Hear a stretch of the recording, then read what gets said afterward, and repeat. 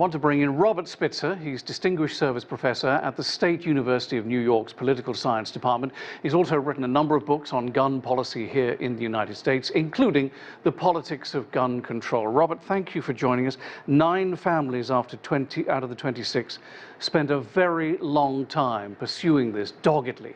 They were turned down by court after court after court, and they finally found a loophole. I wanted just to give you a chance to express your feeling about this landmark case.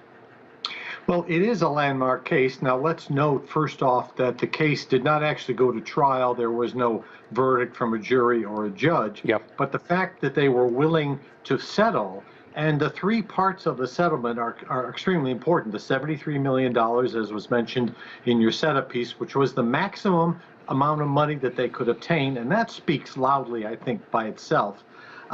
Secondly, the fact that there is this document dump, and I think one of the reasons they came to the agreement now was because the company was afraid that even more documents might come out later. Yeah. And this a big shadow, I think, hanging over other gun companies right now. And the third part is that the company did not admit any liability or culpability. No. But here again, I think this is a case where the verdict, the judgment, the agreement speaks loudly for itself. And every gun manufacturer in America must be having meetings this weekend and this week to re-strategize how they market their guns, and maybe even whether they really want to be in the business of selling assault weapons. Well, you see, that's very interesting, isn't it? Because Remington now has been split up, I think, among 7 other countries, something like that. And as you heard in Karina's report there, it is the insurance companies who settle. So therefore, will the gun manufacturers be worried this weekend and having meetings? Will they really?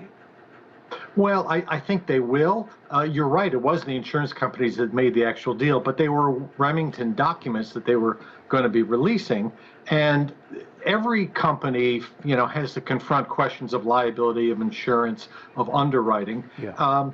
And so even a company that's doing well, and let me add parenthetically that Remington was was actually in good financial straits, but was run into the ground because of hedge fund activity that bought the company and did some financial leveraging that put it in a precarious financial situation, and that made them even more vulnerable to the financial liability that eventually resulted from this lawsuit. So the lawsuit didn't literally drive them into bankruptcy, but it certainly contributed to the problem, and it is a precedent. We're not going to see a ton of lawsuits against gun companies all of a sudden, but it does set a precedent, and there are bound to be circumstances in the future, like I hate to say, like the Sandy Hook case, that we will see again, and that will open the door to a similar kind of action. And are there ramifications, do you think, for other companies in other fields who make things that could end up killing or maiming people? And here I'm thinking about the car industry, for example. Does it have a knock-on effect to the car industry? Well, these kinds of lawsuits have been around for decades, and the auto industry, for example, there was a huge lawsuit against a very popular car in the 1970s called the Ford Pinto, right, the subcompact, and there was a huge litigation about that in terms of manufacturing, in terms of advertising. The cigarette companies paid a huge payout of $25 billion, something like that, back in the late 1980s. And the litigation against the cigarette companies, which they determined had been marketing tobacco products deliberately to children, and that kind of set the blueprint for the legal action that's been taken against the gun companies. So this idea is not a new idea, but gun companies sell a product that is uniquely destructive and that has no other function aside from destruction. Right. I mean, this is how they got Al Capone, isn't it? Now, they didn't get him for killing people, they got him on taxes. It's the same thing.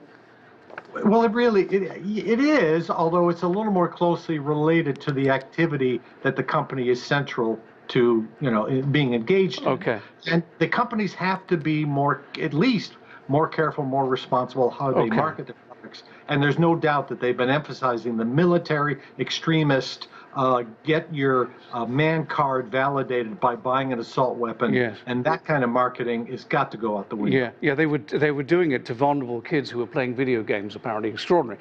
Can I just quickly ask, in 10 seconds, are there enough deceptive marketing bills on the books of states around the country for this to be effective going forward? We think New York has one, California's just introduced one, New Jersey's thinking of one, but what about the other sort of 46?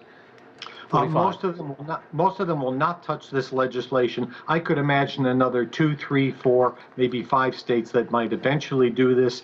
But among the 50 states, the states that have party control that would favor this kind of legislation is small, even though they're big population states. So we won't see more than a handful of states at most adopt similar laws.